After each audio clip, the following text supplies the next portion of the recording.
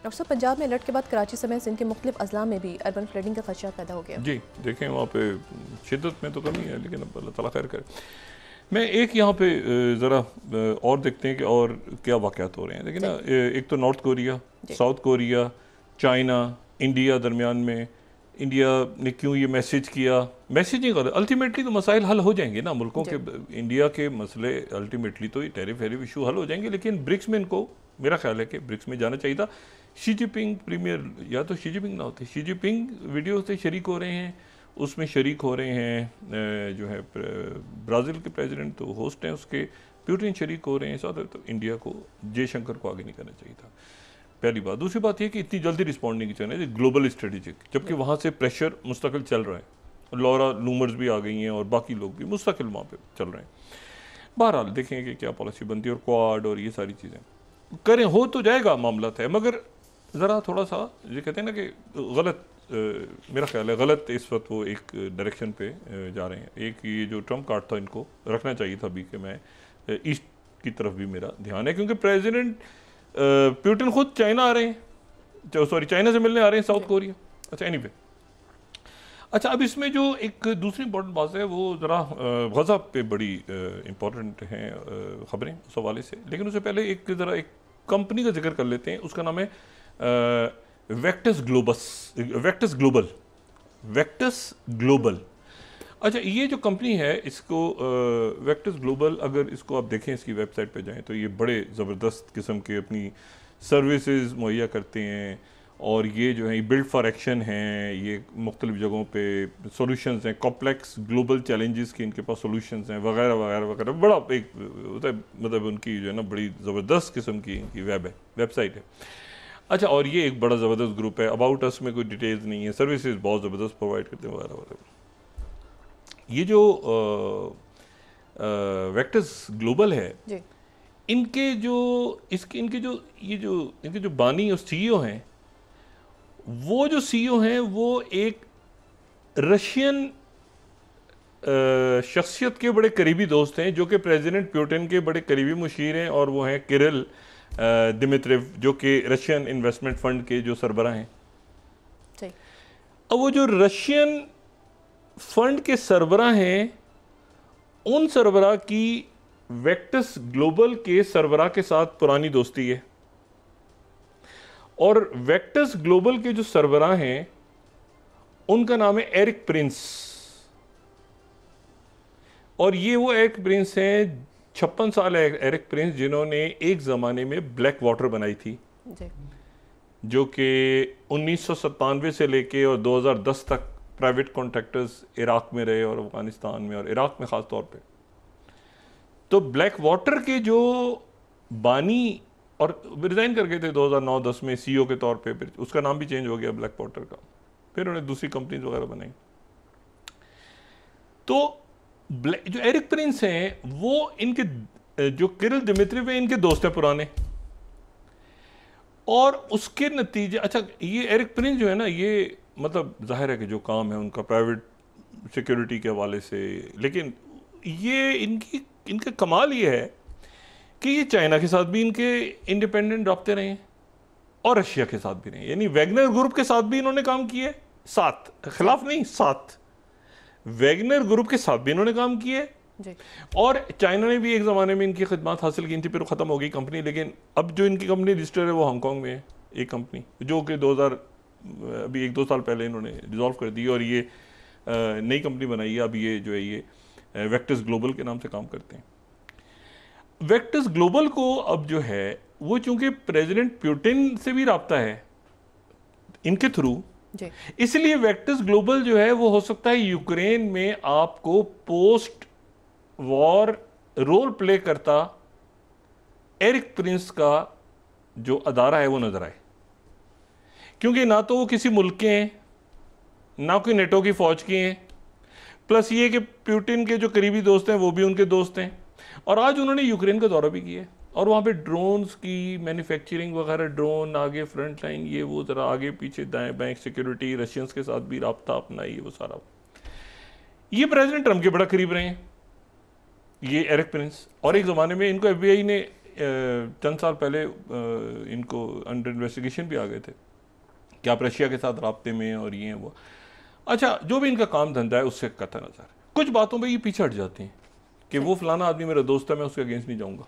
मिसाल के तौर पे ये निकोलस मेदोरा जो है उनके दोस्त हैं, तो कह रहे हैं वेनेजुएला में मैं नहीं जाऊँगा, उधर नहीं जाऊँगा, मेदोरा मेरा दोस्त है, तो ये ना भी कर देते हैं। एरिक प्रिंस सही, जहाँ पर इनकी जगह अभी इनकी कंपनी ने जो है वो 10 साल का ठेका साइन किया है हेटी के लिए। हेटी के लिए 10 साल का इनकी जो कंपनी है उसने ये हेटी टाइम्स को मैं दिखा रहा हूँ यहाँ पे 19th, अभी ये चंद रोज पहले, Blackwater founder Erik Prince reveals detail on 10 years जो कॉन्ट्रैक्ट है विद हेटियन अथॉरिटीज, ठीक है, और एक्वाडोर में भी हैं और ये हेटी में भी हैं, और ये जो हैं ये वॉल स्ट्रीट जर्नल ने दोबारा लिखा था कुछ अर्सा पहले, तो ट्रंप आ गए वापस, दोबारा ये अपना काम शुरू किया इनकी, और मेरे ख्याल से कोई यानी सैकड़ों की तादाद में वहाँ पे इन्होंने 10 साल का सिक्योरिटी का सारा हेटी का संभाला है। कैरिबियन का बड़ा आइलैंड है हेटी। अब ये जो है ये वहाँ पर जो है ये अपना एक रोल प्ले करने जा रहे हैं कमिंग डेज में गालिबन, और इनसे बातचीत हो रही है क्योंकि इनके ऊपर जो है वो रशियंस को भी शायद बहुत ज़्यादा एतराज़ ना हो। ये कोई ऐसा काम नहीं करेंगे कि जो इनकी लॉन्ग टर्म रिलेशनशिप ख़राब हो, एंटी रशिया, ये वहाँ पे पीस रहे, प्लस ये कि अगर ट्रैवल करना है तो ट्रैवलिंग की भी इजाज़त, एच टी विथकॉफ टाइप, लेकिन मिलिट्री के प्रॉपर, और वहाँ पर कोई गड़बड़ भी ना हो, ये भी ना हो, और बड़ा जो भी रूल्स ऑफ गेम्स हैं उससे ही बाहर। एरिक प्रिंस इनका कॉन्ट्रैक्ट वगैरह बड़ा, यानी एक आप समझें कि ये जो प्राइवेट कॉन्ट्रैक्टर्स हैं उनमें अगर कोई सबसे बड़ा नाम है दुनिया में आज भी तो वो एरिक प्रिंस का है, बेशुमार दूसरे आगे, लेकिन Erik Prince is Erik Prince. तो एरिक प्रिंस की जो वेक्टर ग्लोबल है वो यूक्रेन की सिक्योरिटी को संभाल सकती है, बातचीत इस पर चल रही है बिटवीन रशिया एंड अमेरिका। अच्छा, फिर उसके बाद दूसरी जो बात है वो एक और शख्सियत की दरमियान में एंट्री हुई है, और वो है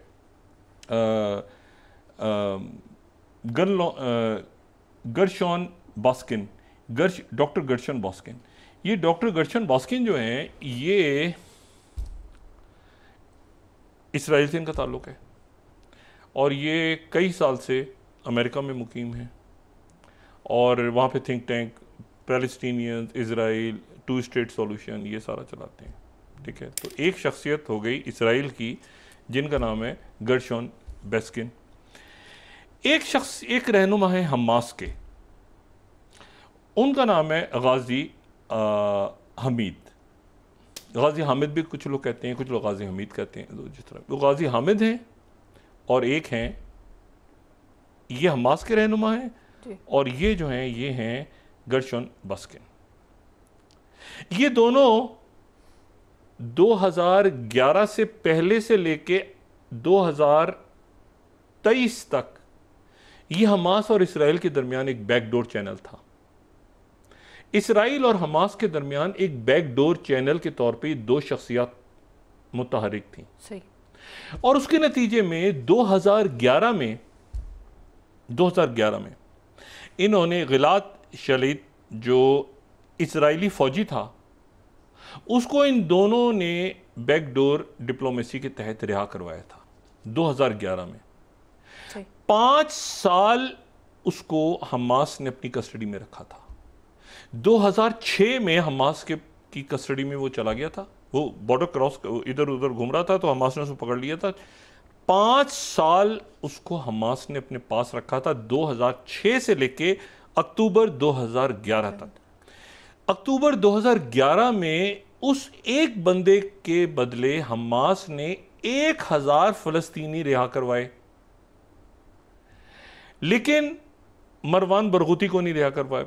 अब ये हम पहले डिस्कस कर चुके हैं कि मरवान बरगूती के ऊपर इसराइल ने कहा था कि हम रिहा नहीं करेंगे, बाकी सबको रिहा कर दिया था। बाकियों के बारे में इसराइल ने कहा कि इनमें से किसी के बारे में हमें ख़तरा नहीं है, तो उन 1000 लोगों को रिहा कर दिया, और एक वहाँ से इसराइली फ़ौजी रिहा हो गया 5 साल के बाद हमास की कस्टडी से, जो गिलाद शलीद जो है, और उसके जो बैकडोर चैनल थे वो गर्शॉन बास्किन और गाजी हामिद, ठीक है, क्लैरिटी हो गई। अब उसमें से जो 1000 लोग रिहा किए थे इसराइल ने। अब आप आ जाएं 2023 में या 2025 में आ जाए, इसराइल ने कहा कि ये जो है इन लोगों से हमें कोई मसला नहीं, मरवान बरगूदी को कोई नहीं छोड़ेंगे, और बाकी लोग जो अभी मौजूद हैं जेलों में, इन्होंने कहा बाकी सारों को छोड़ दें। वो जो 1000 लोग छोड़े, उनमें एक कमज़ोर सा इंतहाई जो है वो जो मोसाद की फाइल्स में लिखा है, उसने कहा कि हमें भी तरस आता था, हमने कहा कि यार इसको क्यों पकड़ा हुआ है हमने, तो उसको उन्होंने छोड़ दिया, और उन्हीं की ज़बान में बात करता हुआ, उनको खुदाफिज कहता हुआ वो शख्स जो है वो चला गया। और वो मोसाद की फाइल्स ये कहती हैं कि जब हम छोड़ रहे थे तो हमें दुख हो रहा था कि इसको हमने इतने अरसे क्यों रखा हमारे पास, ये तो बहुत ही मतलब ऐसे ही हमने इसको पकड़ा हुआ और इसने इस पर जुल्म किया और ये सब। अब जिन लोगों को छोड़ दिया था 1000 लोगों को, उनमें से वो एक शख्स जो कमजोर सा नईफ सा, वो आगे जाके याहिया सिनवर बने, वो आगे जाके याहिया सिनवर बने। 2011 में जिन लोगों को छोड़ा था, जिनके बारे में मोसाद की असेसमेंट थी कि सबसे ज्यादा जो बिनाइन, जिनसे कोई खतरा कभी है ही तसव्वुर भी नहीं किया, उनमें याहिया सिनवर थे। याहिया सिनवर को छोड़ दिया।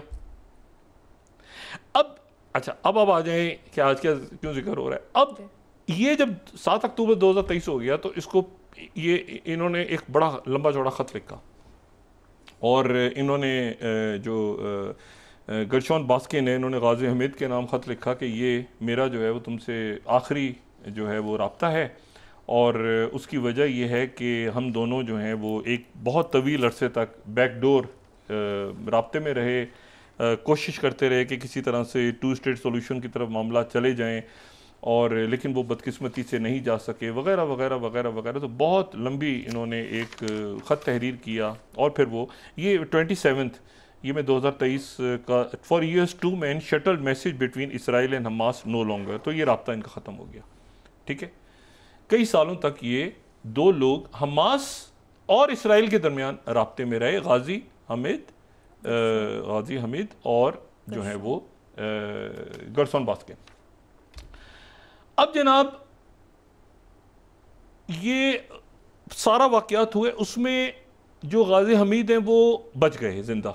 हमास के चंद लोग पुराने जो जिंदा रह गए उनमें से वो, क्योंकि वो इस दौरान जैसे ही हमला होना था, इत्तेफाक से उनको याहिया सिनवर और इस्माइल हानिया ने और खालिद मिशाल और बाकी क़यादत ने कहा कि तुम ज़रा लेबनान तक जाओ और वहाँ जाके जो है वो हसन नसरुल्लाह जो है उनसे मुलाकात करके और फिर वापस यहाँ पे आके कतर में, तो ये बाहर थे, तो पीछे 7 अक्टूबर हो, तो वो जिंदा है अभी।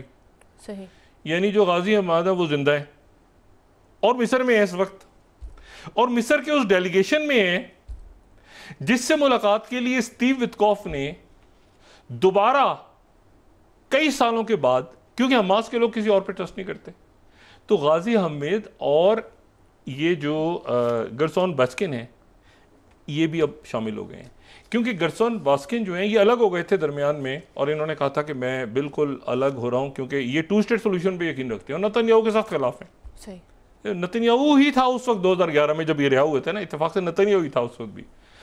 अच्छा, एनीवे, अब जनाब एक फाइनल उनको प्लान देके कि इसको जल्दी जल्दी जल्दी जल्दी इसको ख़त्म करो और कंडीशन सारी, और नेतन्याहू ने पहली दफ़ा कहा कि एक ही स्टेज में सारे लोग रिहा हो जाएं।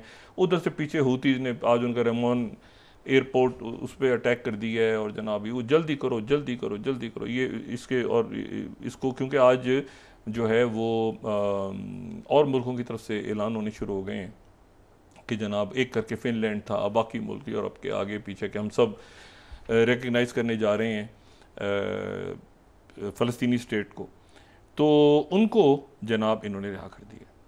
अच्छा, ये इन्होंने कुछ महीने पहले, मैं 25वीं स्लाइड दिखाऊं तो डॉक्टर गरशॉन बास्किन ने फ्रांस में ये कहा था कि Hamas is ready for a deal, लेकिन उस वक्त मुस्तरद कर दी थी बात। उन्होंने कहा था 24 घंटे की डील पे हमास मुत्तफिक हो गई है। ये 25वीं स्लाइड में दिखा रहा हूँ, ये पुरानी है, पुराने वक्त की बात है, लेकिन उस वक्त वो बात जो है वो ख़त्म हो गई थी। अब जनाब ये जेरूसलम पोस्ट कोट कर रहा है कि Witkoff sends principle for ending Gaza war to Hamas through Israeli activist Gershon Baskin. लेकिन गरशॉन बास्किन मिले किससे? मिले इस तरह से कि वो जो गाजी हमीद हैं वो हयात हैं और वो इजिप्ट में हैं, तो ये इजिप्ट गए हैं और इजिप्ट में जाके उनसे मुलाकातें हो रही हैं और कंडीशंस वही हैं सारी कि एक ही गांव में सारे के सारे लोग, उधर से सारे कैदी, अच्छा उधर से उधर हटो बचो, अच्छा बिन गवर बच गया है, उसके ऊपर खुदकुश हमला होने लगा था, उसको कत्ल किया जाने लगा था और उसने कहा कि कभी वो एक अरब मुल्क का नाम लेता है, तुर्की का नाम लेता है, तो सबने कहा हमारा कोई ताल्लुक नहीं है, ये वहीं मारा जाएगा। वो तो वो गायब हो गया, वो जो मस्जिद अक्सा की बेहरमती करता था, वो राइट विंगर वो गायब हो गया उस दिन से।